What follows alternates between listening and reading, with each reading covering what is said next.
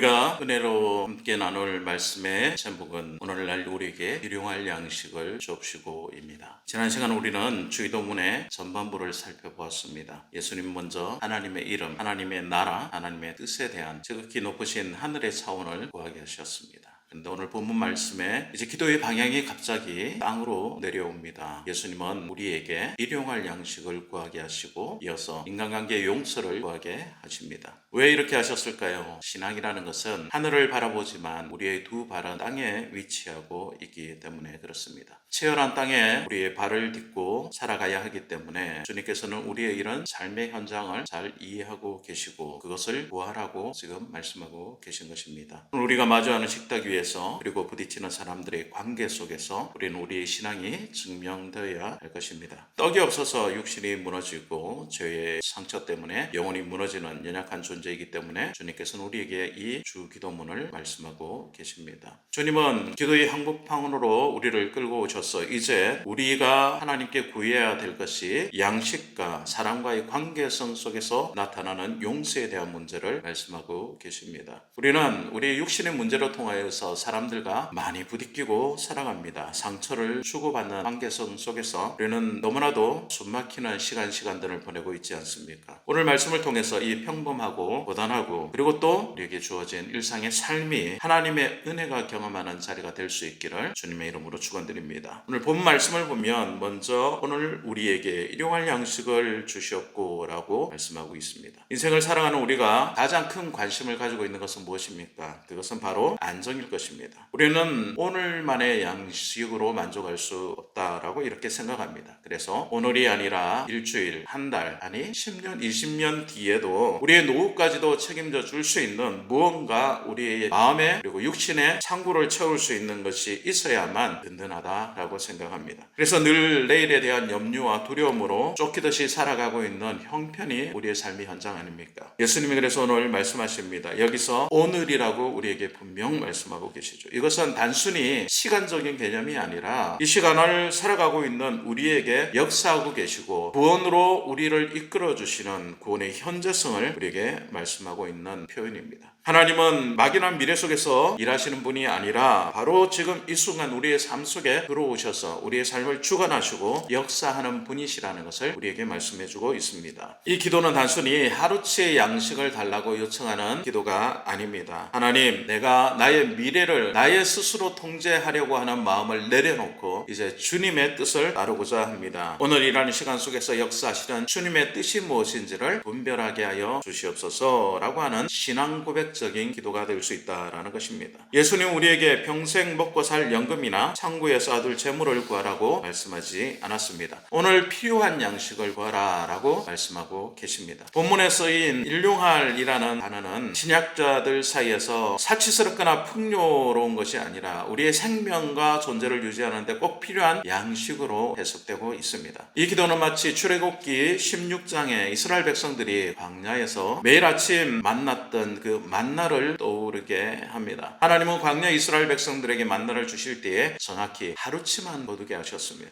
만나는 욕심을 부려서 이틀치를 거두게 되면 그 다음날 썩어버렸습니다. 왜 그렇게 하셨을까요? 하나님은 그들이 평생 계산하며 사는 존재가 아니라 하루하루 단위로 하나님을 신뢰하고 의존하는 법을 훈련시키셨던 것입니다. 광야는 결핍의 장소가 아니라 하나님을 의존하는 법을 배우는 은혜의 학교였던 것입니다. 주님이 이 기도를 가르치신 이유가 무엇입니까? 우리가 그냥 가만히 있으면 하나님이 다 채워주신다라는 결음을 피워도 된다라는 합리화에 있지 않다는 것입니다. 너희의 생명과 안전은 내가 쌓아둔 공장의 창고나 세상의 스펙에 있는 것이 아니라 매일 아침 해를 띄우고 비를 내리시는 하나님 아버지의 손에 달려있다라는 것을 고백하게 하는 성경적인 선언이다라는 것입니다. 나의 염려와 헛된 욕망과 내일을 향한 우리의 근심과 걱정이 사실은 아직까지 일어나지 않은 일이고 또한 어떻게 될지 모른다는 미래의 불안정성 때문에 우리는 그 마음이 떨리고 두려운 마음으로 가득 차 있습니다. 세상에서 우리가 의지할 것이 무엇입니까? 이 세상에 우리가 주어진 삶의 환경 속에서 하나님만 바라볼 수 있어야 할 것입니다. 그래서 잠언서 30장 8절 말씀해 보면 나를 가난하게도 마옵시고 부하게도 마옵시고 오직 필요한 양식으로 나를 먹이시옵소서라고 이렇게 말씀하고 있습니다.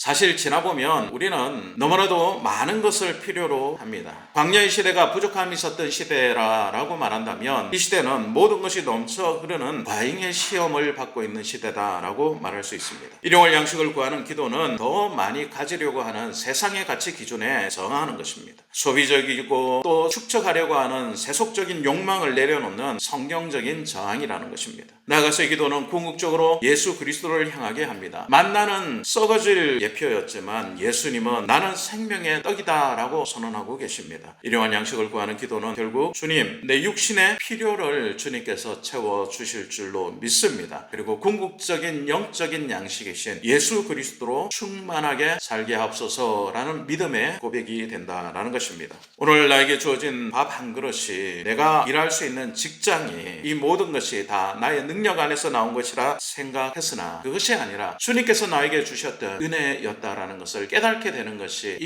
일용할 양식 안에 들어있는 기도의 참된 의미라는 것입니다. 오늘 이 기도 가운데서 또 하나 매우 중요한 단어를 발견할 수가 있는데요. 그것은 우리에게라는 단어입니다. 주님은 나에게 일용할 양식을 주옵소서라고 기도하라고 하지 않았습니다. 반드시 우리에게라고 기도하게 하셨습니다. 우리에게는 단순히 복수적인 의미를 가진 것이 아니라 우리의 신앙생활의 모든 현장이 철저히 공동체적이다라는 것을 우리에게 알려주는 말씀입니다. 하나님은 개개인을 따로 떼어서 먹이시는 분이 아니라 자신의 백성 전체를 먹이신다라는 의미를 가지고 있다라는 것입니다. 우리는 흔히 이렇게 기도합니다. 하나님, 내 삶이 잘되게 하여 주십시오. 그리고 나의 삶 가운데서 하나님께서 역사하여 주십시오라고 우리에게라는 말보다는 나라는 말을 많이 사용하게 됩니다. 그러나 주님께서는 우리에게라는 이 단어로 말미암아 나의 식탁만, 나의 삶의 현장만 중요한 것이 아니라 나와 함께 있는 모든 이들이 중요하다라는 것을 우리에게 가르쳐 주고 있다는 것입니다. 나와 식탁을 마주하고 있는 우리의 공동체, 우리의 자녀들뿐만 아니라 공동체 안에 있는 다음 세대까지 품게 하시는 것이 이 기도가 우리에게 주시는 의미다라는 것입니다. 하나님, 나만 잘 살게 하지 마시고 우리가 함께 잘 살 수 있도록 도와주십시오. 우리에게 일용할 양식을 주옵소서라고 이렇게 우리가 기도하면서 우리는 가난한 이웃을 외면하고 공동체 안에 있는 부족한 이들, 어려운 이들을 돌아보지 않는다면 이 기도 자체를 우리는 부정하고 있는 것인지도 모른다라는 것입니다. 하나님은 우리를 함께 의존하는 존재로 부르셨다라는 것입니다. 우리의 부족함을 서로 채울 수 있도록, 우리의 연약함을 서로 도와줄 수 있도록 우리라는 공동체로 부르셨다라는 것을 우리가 잊지 말아야 할 것입니다. 교회란 무엇입니까? 각자 도생하는 곳이 아닙니다. 함께 하나님을 의존하며 함께 살아가는 공동체입니다. 그래서 기도를 우리에게 가르쳐 주실 때에 우리를 위하여 기도하라라고 말씀하고 계신 것입니다. 사랑하는 여러분, 나를 위하여 기도하는 것 확장해서 우리를 위하여 기도할 수 있는 저와 여러분 될 수 있기를 원합니다. 양식의 문제에 이어서 이제 두 번째는 관계의 문제입니다. 우리가 우리에게 죄 지은 자를 사하여 준 것 같이 우리 죄를 사하여 주시옵고, 세상을 살아가면서 돈 문제만큼이나 우리를 지치게 하는 것이 바로 인간관계의 문제 아닙니까? 가장 가까운 가족으로부터 직장에 있는 동료들, 그리고 사회생활에서 만나는 많은 사람들이 서로 좋게만 엮여져 가는 것이 아니라 불편하기도 하고 어렵기도 하고 억울함을 만들기도 하는 관계들 아니겠습니까? 그래서 주님께서는 우리의 관계들 속에서 올바른 관계를 형성할 수 있도록 우리에게 올바른 기준을 세워주고 계신 말씀이 오늘 우리가 우리에게 죄 지은 자를 사하여 준 것 같이 우리 죄를 사하여 주시옵고 라는 기도의 제목입니다. 내가 남을 용서해야만 그렇다면 하나님이 나를 용서하신다는 율법적인 조건을 지금 말씀하고 계신 것입니까? 그렇지는 않습니다. 오히려 그 반대입니다. 하나님께 지은 죄가 너무나도 큰데 하나님께서 답 없이 그 죄의 문제를 해결해 주셨기 때문에 그 죄의 문제를 해결받은 자로서 다른 사람을 용서할 수 있게 된다라는 것을 우리에게 말씀해 주고 있다라는 것입니다. 우리의 노력이나 우리의 선행으로 갚을 수 없는 빚을 주님께서 사하여 주셨다라는 것입니다. 완전히 없이 하여 주셨다라는 것입니다. 우리의 죄를 주님께로 전가하여서 주님께서 우리를 위하여 대신 죽으심으로 우리의 모든 죄가 탕감받았다라는 것을 말씀해 주고 있는 은혜의 말씀이다라는 것입니다. 우리가 사하여 준 것 같이 라고 하는 것은 내가 먼저 다른 사람을 용서하지 않으면 하나님도 나를 용서하지 않으신다는 조건인가요? 그렇지 않습니다. 내가 베푸는 용서는 구원받기 위한 조건이 아니라 내가 이미 십자가에서 엄청난 용서를 받았다는 증거의 열매다라는 것입니다. 마태복음 18장에 나오는 예수님의 비유를 본문을 보면 1만 달란트를 빚진 종이 있고 100데나리온을 빚진 동간이 있습니다. 1만 달란트라는 어마어마한 빚을 진 사람이 어느 날 주인이 불러서 갔더니 그 빚을 완전히 탕감받게 됩니다. 그 용서를 받고 그 빚을 탕감받은 상태에서 돌아오다가 그에게 100데나리온을 빚진 자를 만나게 됩니다. 그러나 그는 그 형제를 용서하지 않는다는 내용이 성경에 나옵니다. 내가 하나님께 용서받은 존재인데 그 용서를 우리는 너무나도 쉽게 망각해 버립니다.